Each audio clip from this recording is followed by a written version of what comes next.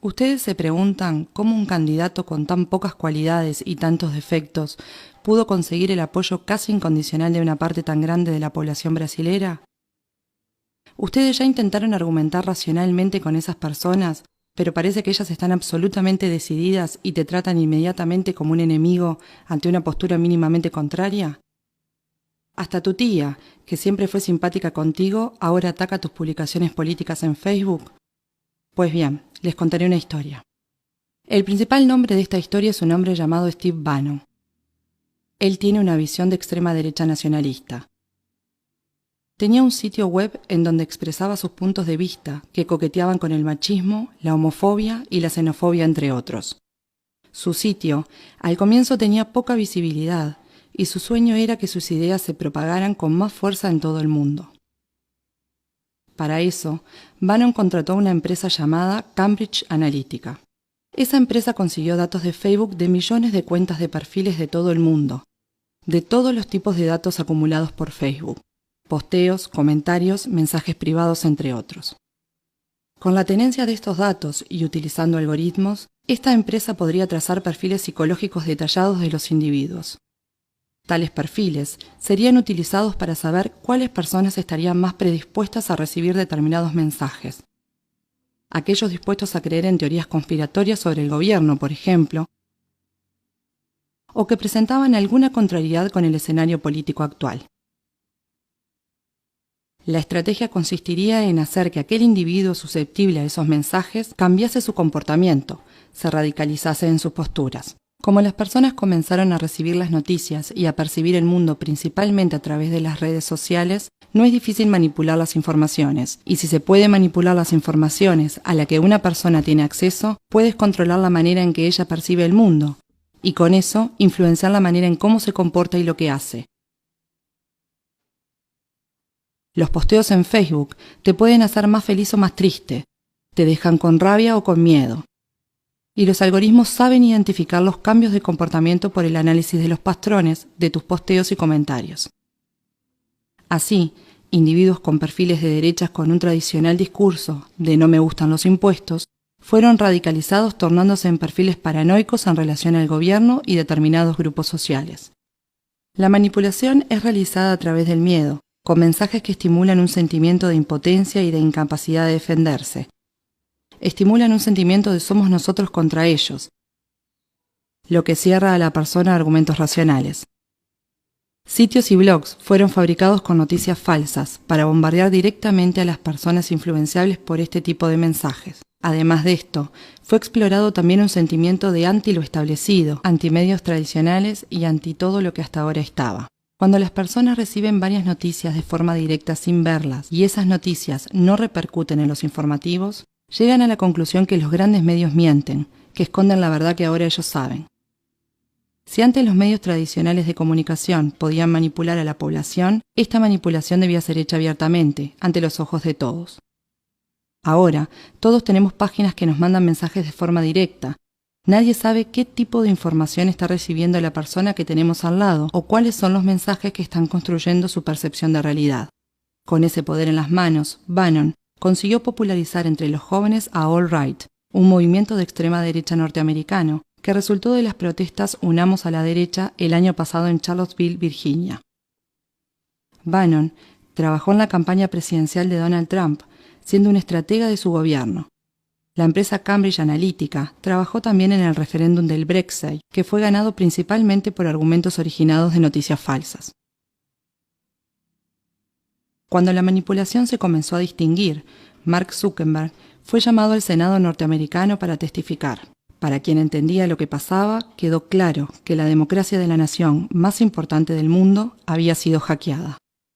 Pero los congresistas poco entendían del medio social. ¿Y quién estaría dispuesto a admitir que la democracia puede ser hackeada a través de la manipulación de los individuos? Zuckerberg solo estaba pensando en establecer un modelo de negocios lucrativo, con la venta de anuncios direccionados, decían. La recolección de datos y creación de perfiles psicológicos de las personas en las redes tenían una intención aparentemente inocente de hacer que las personas dieran clic en anuncios pagos. Era solamente un modelo de negocios, pero ese mismo instrumento puede ser usado con finalidad política. Él se dio cuenta de eso y sabía que las elecciones brasileras podían estar en riesgo también. Brasil es una de las mayores naciones del mundo. Facebook entonces tomó medidas activas para evitar que las campañas de desinformación y manipulación ocurriesen en su red. Muchas cuentas falsas fueron retiradas de Facebook en el periodo anterior de las elecciones.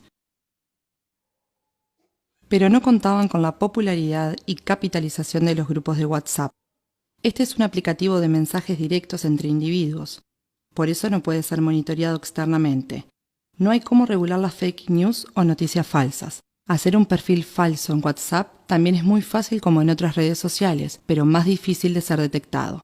Bannon, que soñó con un retorno de la extrema derecha nacionalista fuerte mundialmente, con ideas clasificadas como antiminoritarias, racistas y homofóbicas, y que usó el miedo de los hombres de sentirse indefensos para conquistar adeptos, se encontró muy a gusto con Eduardo Bolsonaro.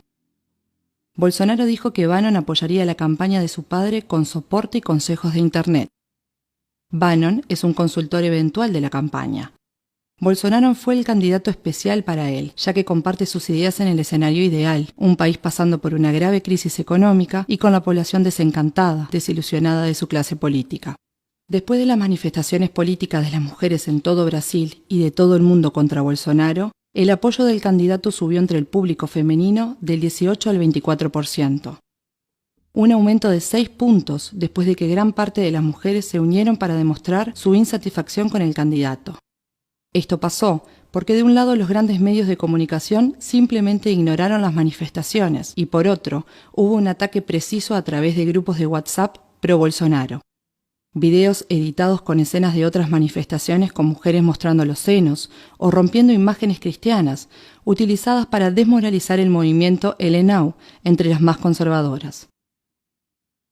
Además, Eduardo Bolsonaro salió a hablarle al público después de la manifestación y declaró: "Las mujeres de derecha son más lindas que las de izquierda.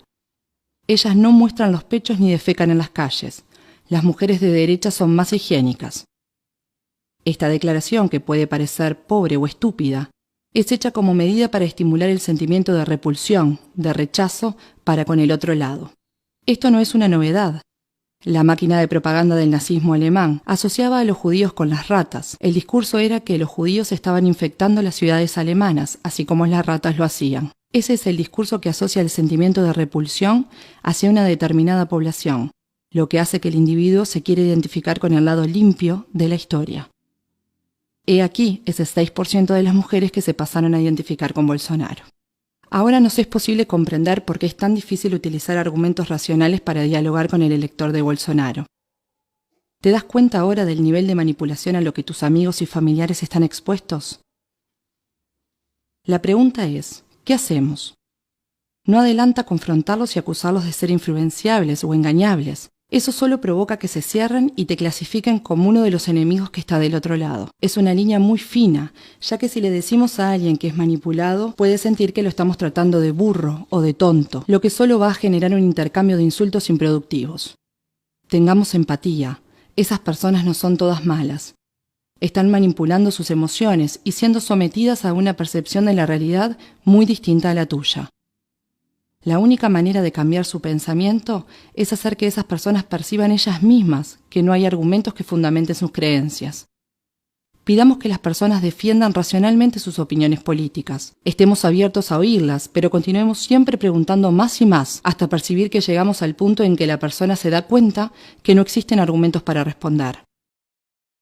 Preguntémosle, por ejemplo, ¿por qué decidiste por este candidato? ¿Por qué pensás que va a cambiar las cosas? ¿Pensás que él está preparado? ¿Conocés sus propuestas, su historia como político? ¿Cuál realización de él aprobás?